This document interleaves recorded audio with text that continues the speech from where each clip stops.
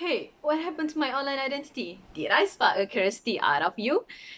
Assalamualaikum and good morning, ladies and gentlemen, and not to forget my lovely lecturer, Professor Dr. Shafina binti Ismail. My name is Norazjini Zati binti Hairul Anwar, and as you can see on our screen, today we will be having a discussion about our personal data are being protected.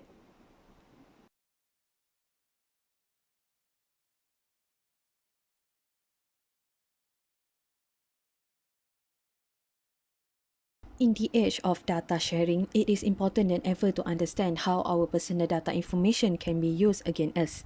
Data is a valuable resource for businesses, marketing firm, and law enforcement agency.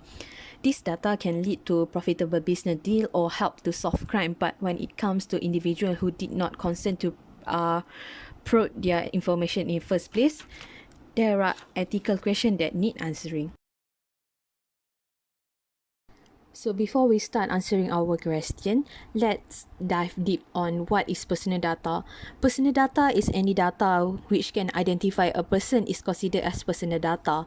There are two categories of personal data, which is the first one is personal data. The second one is sensitive personal data.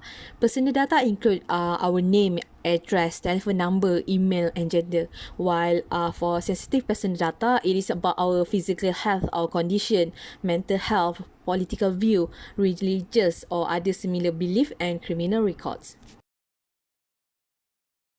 The difference between personal data and sensitive personal data is all personal data must be processed in accordance with the principles set out in the Personal Data Protection Act 2010. However, for sensitive personal data can only be processed if explicit consent is given under Section 40 Personal Data Protection Act 2010.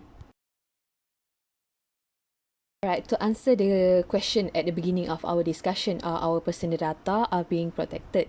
Yes, our personal data are being protected. Is there any act applied to protect our personal data? Yes, there is an act applied to protect our personal data.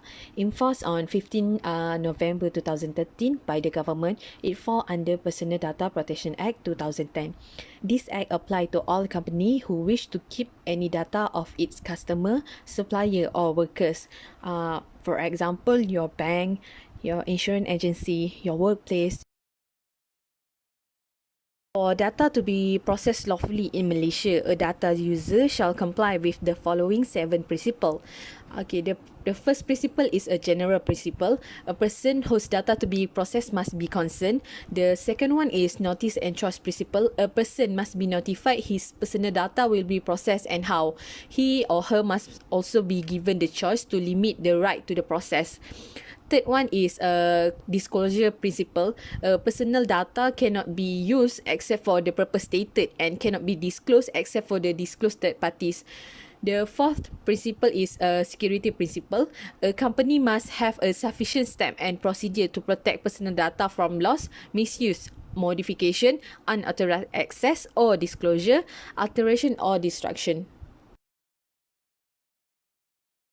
As for the fifth principle, which is retention, personal data cannot be kept longer than necessary and must be destroyed or permanently deleted if no longer required. Sixth principle is data integrity, which company must take a reasonable steps to ensure personal data is accurate, complete, and not misleading, and always keep it updated. And finally, the last principle is access principle.